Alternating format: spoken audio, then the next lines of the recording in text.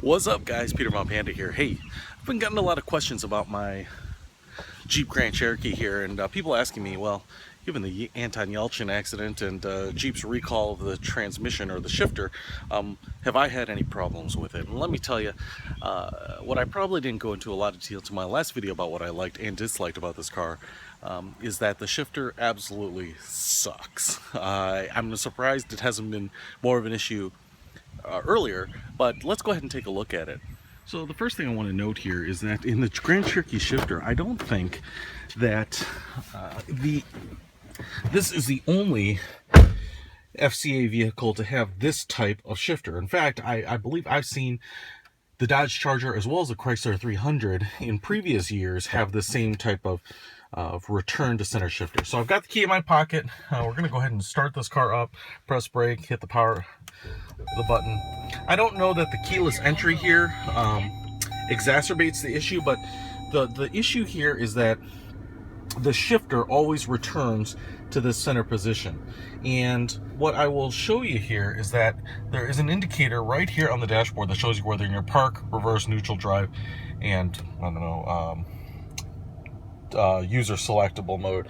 But what happens is if I pull this down into reverse, as you can see, it moves it to reverse here. It indicates it on the dashboard with the little white light. It's not a super way to identify the position, but you can see that as I pull the shifter down, it always moves back to this top position. So from a muscle memory standpoint, you can move the shifter all over the place. It always returns to center, and just grabbing it down here gives you no indication of what gear you are in.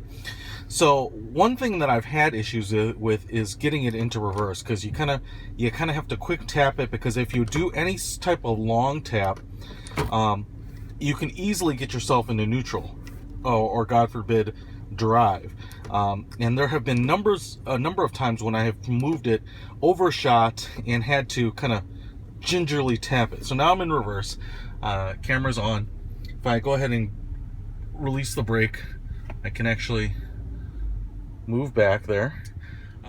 Then getting the car into drive is pretty easy, because then you can grab the shifter and you can just kind of pull, and you can overshoot a little bit because drive is the only position it can get into, and obviously indicated there on the dashboard too. So now I can just slowly pull forward like that. Okay, now what I think the issue was for Anton Yelchin and a lot of people that are maybe going to have problems with this and where it could get dangerous is that generally, to put it in park, I can use muscle memory and kind of force it all the way and hold it in that far position and get to park. But let me put it back into drive here. If I'm just a little bit short of what it requires to register park, you might end up in one of these other positions, right? So I don't know if, in the Yelchin issue, he was in drive, kind of gave it a tap up here, thought he was forcing it all the way to the far end and getting into park, but that's where it could have easily been from drive into neutral or even into reverse, and not into park. Now, there is a fairly big issue at least in this car. I'm not sure if it's in every car, but you see I'm here in reverse right now. It indicates reverse on the dashboard here. It also says park sense ready, and I've got the camera up there. But if I release my foot off the brake, because I'm on a flat surface here, the car isn't moving. It's not even creeping into reverse, as you can see. And I can open the door here, and now I'm getting some chimes, but I only got one chime. The car is still in reverse, and this is a pretty dangerous situation right here, because I can absolutely get out of this car and walk away from it, and there's nothing that's screaming to me to get back in the car and get your car out of reverse. Now, if I go ahead and put it in neutral, I don't have any indication that I'm in reverse. It says neutral now here, but it says press the brake and push the button to shift into gear. Now, if I release off the brake in neutral, you can see here I'm rolling.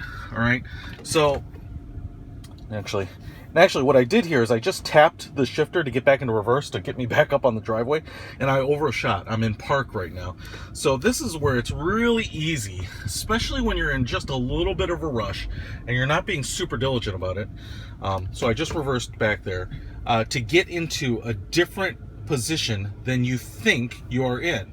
And this is why I think this needs to be changed. I'm a little surprised that it hasn't been an issue earlier. I can understand that there's a safety issue.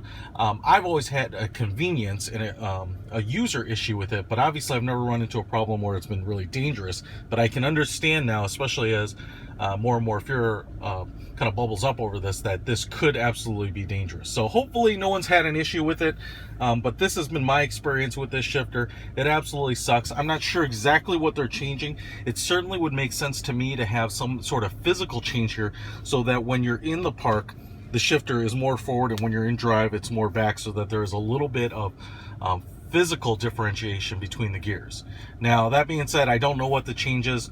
I have gotten notification that the dealership is going to do the repair on this vehicle, but that they don't have parts yet. So you've got to be very careful while you're waiting for your dealership to get whatever the parts are that are required for the fix. So that's my experience with the crappy FCA shifter. Now, I do love the way it looks. I think the shifter feels great, and I think it looks really modern and cool, but it does suck. Peter Von Panda, out.